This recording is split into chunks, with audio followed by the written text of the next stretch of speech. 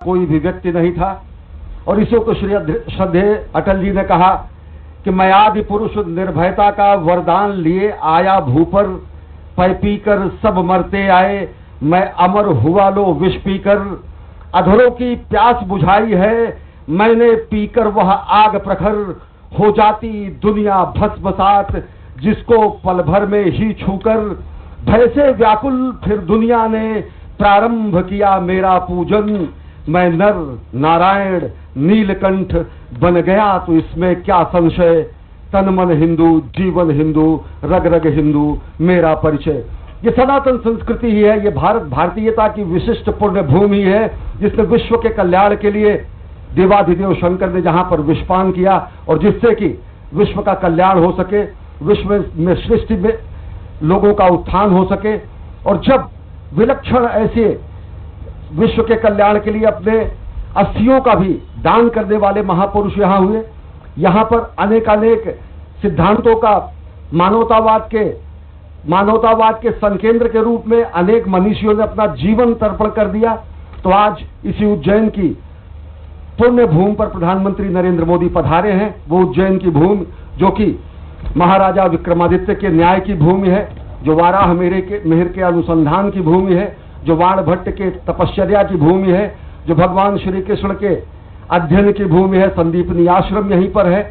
और निश्चित तौर से धरती का नाभिकेंद्र कहा जाने वाला उज्जैन आज एक और आयाम अपने में जोड़ने जा रहा है, क्योंकि महाकाल के दरबार में पूजा अर्चना के बाद अब प्रधानमंत्री नरेंद्र मोदी प्रस्थान कर चुके हैं महाकाल के लोक का महालोकार्पण करने के लिए, जो कि अपने में विलक्षण है, अद्भुत है और साथ ही साथ समूची भारतीयता को अपने में समेटित है। इसके बाद आप देखेंगे कि किस तरीके से आज उज्जैन की श्री में, आज उज्जैन की सौंदर्य में, आज उज्जैन की महिमा में, आज उज्जैन की गरिमा में एक नया आयाम जुड़ने जा रहा है, जो प्रधानमंत्री नरेंद्र मोदी महालोक के लोक का महालोकार्पण करेंगे।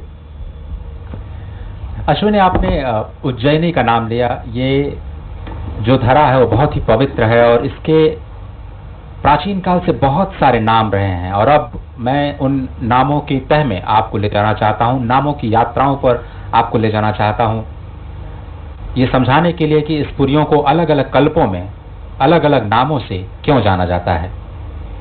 इस पुरी को कनक श्रृंगा के नाम से जाना जाता है।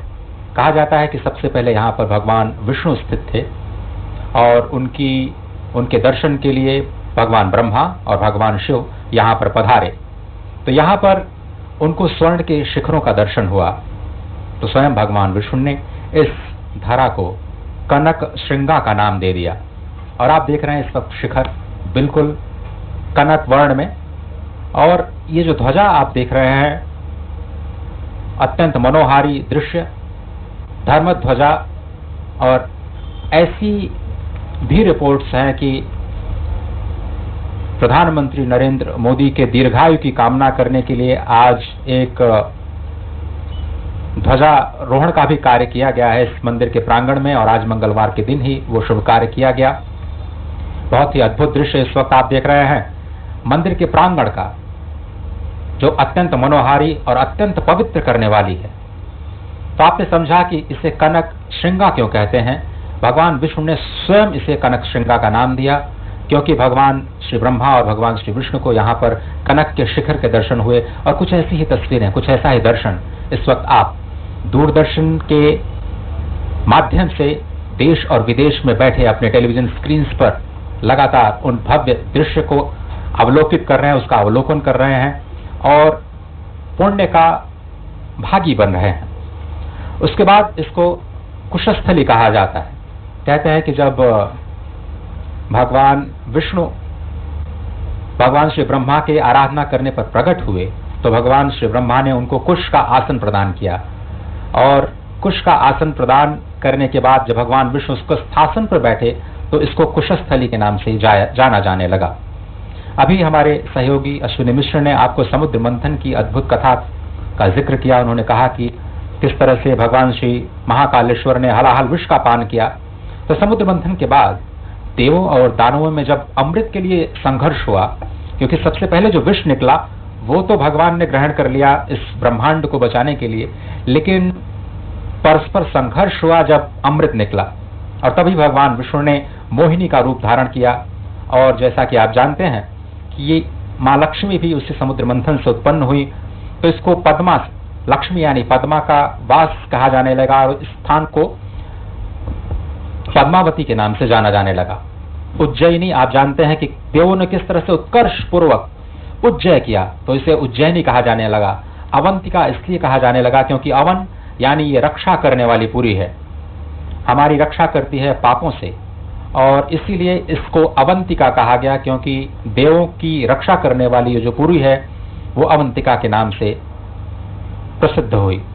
कालांतर में ऋषि लोमश ने यहाँ पर घोर तपस्या की, और इस पुरी में उनको अमावस्या की रात्रि में भी यहाँ पर एक चंद्रिका जैसी छिटकी हुई दिखाई दी, और इसके लिए इसे कौदमी पूर्ण यानी कुमुद्वती कहा गया। अद्भुत दृश्य आप देख रहे हैं, कुमुद्वती में अवस्थित, अवंतिका में अवस्थित, उज्जैनी में अवस्थित, पद्मावती में अवस्थित, कुशस्थली में अवस्थित, कनक श्रृंगा में अवस्थित, और सबसे अंत में अमरावती, क्योंकि यहाँ पर भगवान अदिति, माता अदिति और भगवान कश्यप ने यहाँ पर हजारों वर्ष तपस्या करने के बाद देवताओं को जन्म दिया जो अमरत्व को प्राप्त हुए, इसलिए इस धरा को अमरावती भी कहा जाता है।